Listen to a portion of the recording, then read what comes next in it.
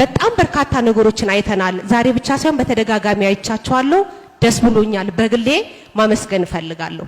ቀጥዬ ግን የአቃቂ ልጅ ነኝ እንደ ማለት የመጠን ይሄ ነገር ቦሌ ቡልቡላ ላይ ዛሬ አይተናል። መናፈሻዎች አቃቂ ላይ ምን ታስቧል?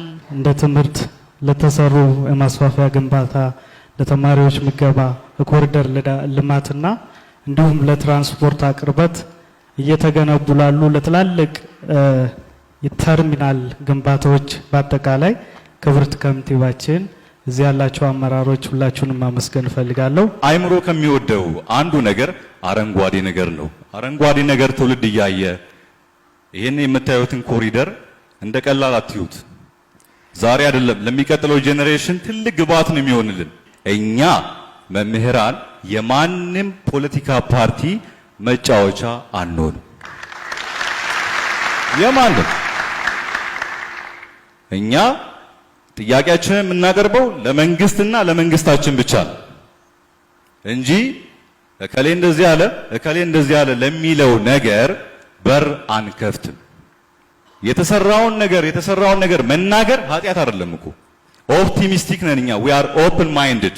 በቃ የተሰራውን ነገር እንናገራለን፣ እንመሰክራለን። ገላንኩራ ላይ ስንገባ በ57 ቀን ሲሉ እኔ ጆሮ የማመን ያቃተኝ በ57 ቀን ውስጥ ነው እነዚህ ልማቶች ይሰሩት ብላ ገላጯ አስነግረን የሆስፒታል ግንባታ ያስፈልጋል ለመምህራን ይህን ኢኒሼቲቭ ወስዶ መሬት እንድናቀርብለት በጣም ይገፋን የነበረው መምህራን ማህበር ነው።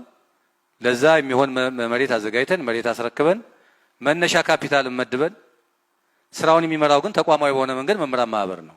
በእኛ በኩል ግን እንደ አዲስ አበባ ከተማ አስተዳደር ኮሚትመንታችን ተወጥተናል ብዬ አስባለሁ። ከዛ በላይ ተጨማሪ ድጋፍ ያስፈልጋል፣ ምንም ጥርጥር የለውም ያስፈልጋል። የሚፈቅደው በጀት በሚመደቡ ሀብት ልክ ስልጠናዎች ያስፈልጋሉ። ይሄን እኛም ወደፊት ትኩረት የምናደርግበት እንደሆነ እንደ ከተማ መወሰድ ይገባል ብዬ አስባለሁ። ከተማ አስተዳደሩ በልዩ ሁኔታ የመጀመሪያው ተደራጅተው የቤት ባለቤት ይሁኑ ብሎ የወሰነው እኮ ለመምህራን ነው። ወደ 350 ማህበር ተደራጅታችኋል። ወደ 9000 የሚደርሰው ወደ ቁጠባ ስርዓት ገብቷል።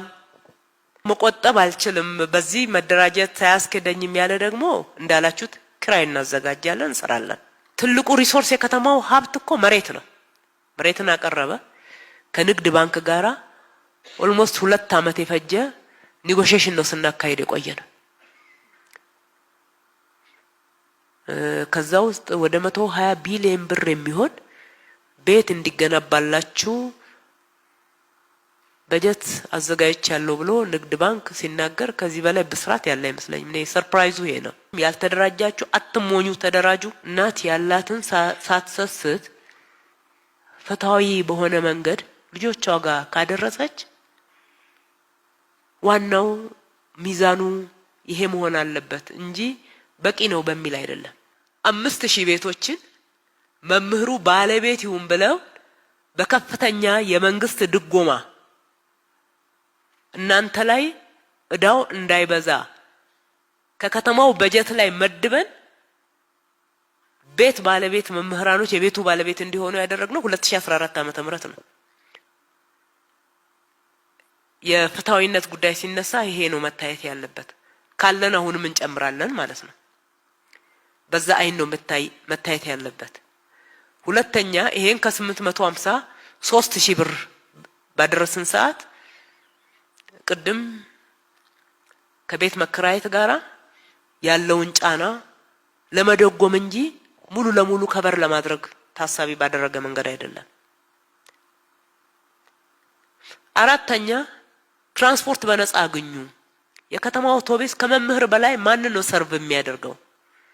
በስነ ስርዓት በነፃ ማድረስ መመለስ አለበት። ከሌላው ፓብሊክ ባስ ጋራ መምህር መጋፋት የለበትም። በሰዓቱ መድረስ አለበት። ነፃ አውቶቡስ ሰርቪስ ያገኙ ያልንበት ያው በፍትሃዊነት ካለችን የማካፈል ጉዳይ ነው።